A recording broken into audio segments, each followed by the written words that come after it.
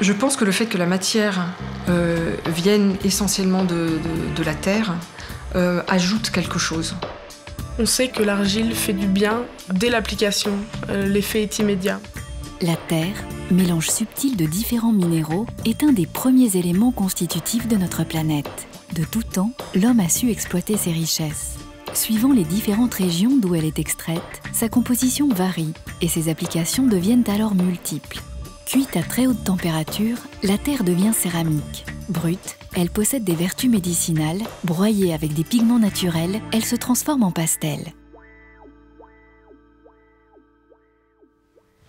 Les premières traces de la technique du pastel datent de la préhistoire, période durant laquelle les premiers hommes l'ont utilisé pour peindre sur les parois des grottes. Ce n'est qu'au XVIIIe siècle que le pastel atteint son apogée avec les grands portraitistes de la royauté. Un pastel, à la base, c'est un mélange de pigments en poudre qui donne la couleur et de charges qui sont typiquement des argiles broyées qui proviennent du sol. Et le tout est amalgamé avec un liant pour obtenir des bâtons de pastel. Ça m'a pris du temps pour, entre guillemets, dompter la matière. Je suis partie au début avec des formules de fabrication, des recettes de fabrication qui étaient écrites. J'étais accompagnée par ma grand-tante qui m'expliquait les gestes. Et je dirais petit à petit, je me suis approprié ce geste. Et j'arrive aujourd'hui à obtenir la forme du bâton telle que je le souhaite. La qualité principale du pastel, c'est qu'en fait, on a la matière à l'état brut. Contrairement à la peinture à l'huile ou à l'acrylique, où là, il y a un médium. Dans le cas du pastel, on a la matière pure. On a la couleur à l'état pur. Et du coup, on a un résultat qui est beaucoup plus vibrant, qui est beaucoup plus lumineux, et cet aspect matière qui est unique au pastel. L'inconvénient, c'est que cette poudre, elle est fragile. Donc manipuler des tableaux faits au pastel demande de la délicatesse. Donc il y a à la fois cette beauté de la matière pure et sa fragilité qui vont de pair, en fait. J'aime la terre, ne serait-ce que me promener en forêt. L'odeur de la terre me plaît beaucoup. Le fait de le travailler, de pouvoir le travailler avec mes mains, le fait de pouvoir le malaxer, le mettre en forme, ça ajoute une satisfaction supplémentaire. Donc il y a un attrait pour la matière et aussi un attrait pour la mise en forme de cette matière. Ce qui fait qu'à la fin,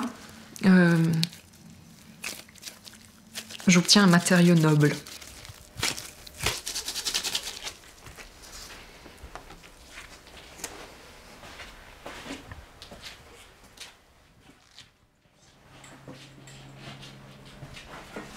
Travailler la matière effectivement de mes mains, en particulier la phase où je les roule, où là c'est vraiment très... il y a un côté très sensuel dans le fait de rouler ces bâtons.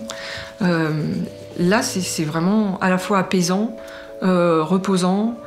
Quand je suis dans cet atelier, je suis un petit peu comme dans un monastère. Il y a une sorte de méditation qui se met en place et qui est vraiment qui fait du bien.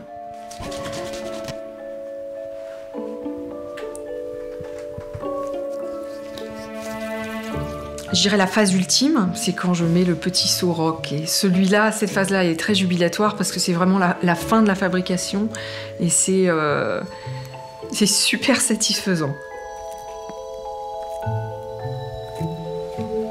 Cette matière, elle fait partie de notre univers, elle fait partie elle vient comme nous des étoiles, d'une certaine manière. On est des poussières d'étoiles, la Terre, c'est des poussières d'étoiles. Tout ça, ça fait partie d'un essentiel qui est plus, entre guillemets, spirituel.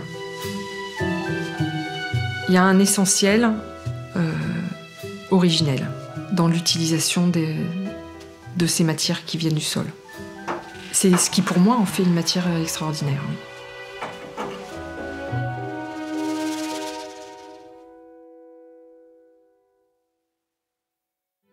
La